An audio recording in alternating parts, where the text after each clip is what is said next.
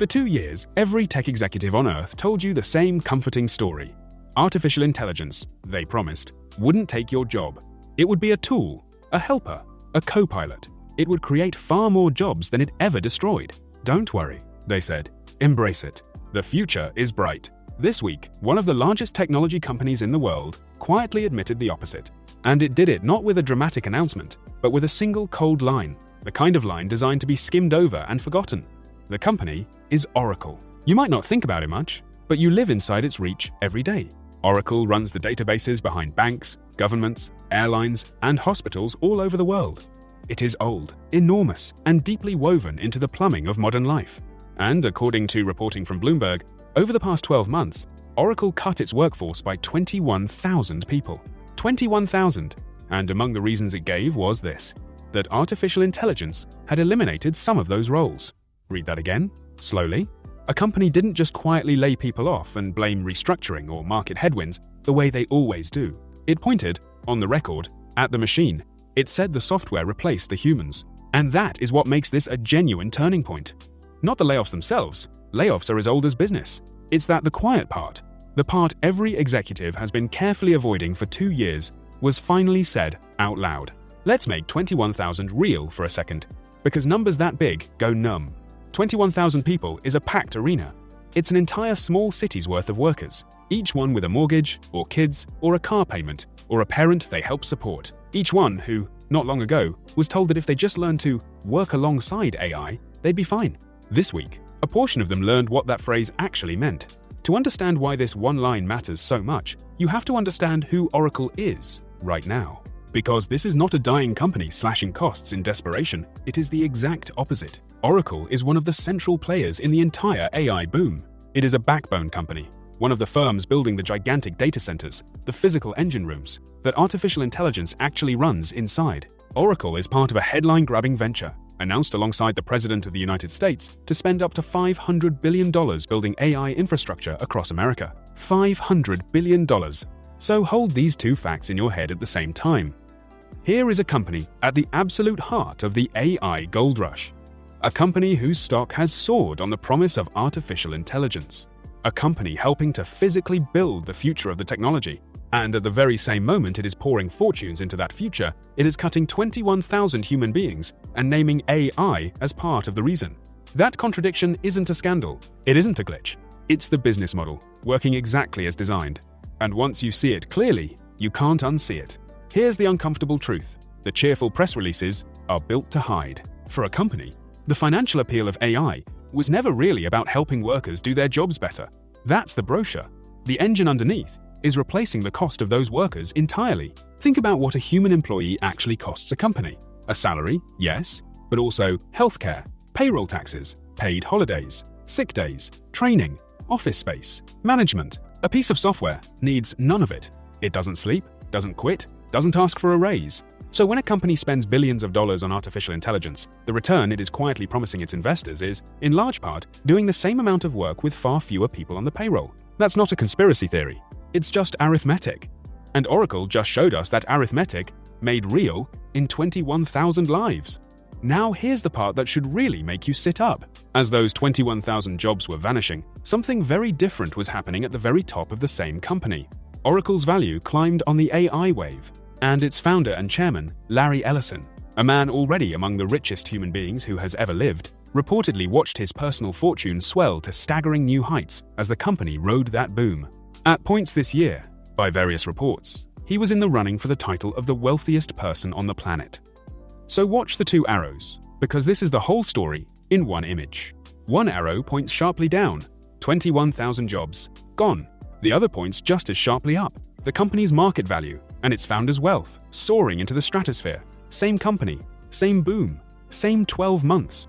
And yet two completely opposite directions, one for the people at the very top and one for the people who used to sit in the cubicles. This is the mechanic at the dark heart of the AI revolution. The money flows up, the cost flows down. It is the oldest pattern in economics, dressed in brand new clothes. And this week, for the first time, one of the giants stated it plainly, without flinching, in black and white. But this raises the question that the headlines never bother to answer. If the value created by replacing all of those workers is real, and make no mistake, it is very real, then where exactly does it go? Who actually catches it as it flows upward?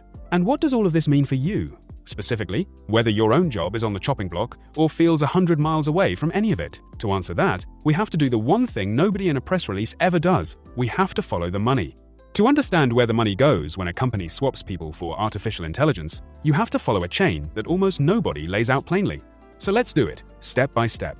When Oracle, or any company, trades 21,000 salaries for software, a vast pile of money is suddenly freed up. All those wages, all those benefits, no longer have to be paid. So where does that money actually go? Here's what almost never happens. It does not get handed back to customers as lower prices, and it rarely reaches the workers who survive the cuts as bigger paychecks. Instead, overwhelmingly, it flows to two destinations. First, the company's profits, which push its stock price higher, and second, straight into the pockets of the people who own the most of that stock, the executives, the founders, and the largest investors. That is the engine, in plain English. Artificial intelligence lets a company produce the same output with a fraction of the labor cost, and the savings pool at the very top. It is, quite literally, a machine for transferring money from the people who used to do the work to the people who own the company. And the scale of the bet behind that machine is almost impossible to picture. The biggest technology companies, Microsoft, Google, Amazon, Meta, and the rest, are on track to spend somewhere in the neighborhood of $700 billion this single year just building it all out. $700 billion. That is not charity. That is an investment, and investments demand a return. And the return, stated plainly, is the ability to do more with fewer humans. Now, let's be honest and fair, because the truth here is not one-sided, and anyone selling you pure doom is lying to you just as much as the executives selling you pure sunshine. Artificial intelligence does create things. It creates new jobs, new companies, entire new industries that didn't exist a few years ago. History is actually on the side of the optimists here, at least in the long run. Consider the tractor. When mechanized farming arrived, it wiped out millions of agricultural jobs, and yet it didn't create permanent mass unemployment. People moved into new kinds of work, and society as a whole grew far richer. Or take the automated teller machine. When ATMs appeared, everyone assumed bank tellers were finished. But something strange happened. Because branches became cheaper to run, banks opened more of them, and the number of tellers didn't collapse the way people feared. The job just changed. Technology, again and again, has destroyed old work and conjured up new work, and the world came out ahead on the other side. So the problem with AI isn't that it creates nothing. The problem is who it creates it for, and how brutal and uneven the gap is in the middle. Because here is the cruel detail. The 21,000 people Oracle let go are not, by and large, the same people who will get rich from the AI boom. The farmhand displaced by the tractor did not become the tractor magnate. The bank teller did not become the software engineer who built the ATM network. And the worker replaced by AI this year is almost never the one whose stock options just tripled in value. The new wealth is real, but it gets captured by a smaller and smaller circle at the top, while the pain gets spread out across a much larger group at the bottom. That's the actual mechanic. Not the cartoon version, robots took all the jobs. The real version, the gains concentrated and the losses scattered. And here is the part that reaches directly into your own life, even if your job feels completely safe today. If you have a retirement account, a pension, a 401k, or an index fund, then you almost certainly own a small slice of Oracle, and of Microsoft, and of Nvidia, and the rest of them. Which means, in a strange and deeply uncomfortable way, you are sitting on both sides of this story at once. As a worker, you might lie awake, fearing the day artificial intelligence comes for your role. But as an investor, even a tiny, accidental one, through a retirement fund you barely check, you are quietly profiting every single time one of these companies cuts its costs by replacing human beings with software. The very boom that threatens your paycheck is, at the same moment, padding your nest egg. Almost no one says that out loud, but it is the strange, conflicted position that millions of ordinary people are now trapped inside. Step all the way back, and the shape of the whole thing finally comes into view. Over just the last few weeks, we have watched three different faces of the very same revolution. We watched a government reach out and switch off the most powerful artificial intelligence on the planet. Overnight, that was the face of power. We watched a single billionaire spend $60 billion to buy the very tools that build AI. That was the face of ownership. And now we've watched a giant corporation cut 21,000 jobs and calmly name AI as the reason. That is the face of cost, power, ownership, and cost. Three sides of one enormous machine that is quietly, rapidly rewiring who in this world has money and who does not. So what on earth do you do with all of this? You don't panic, and you don't cheer along with the hype either. What you do is watch the mechanic clearly, with your eyes open, because the people who understand exactly where the money is flowing are the ones who can position themselves on the right side of it, in the skills they choose to build, in the careers they steer toward, in where they put their savings.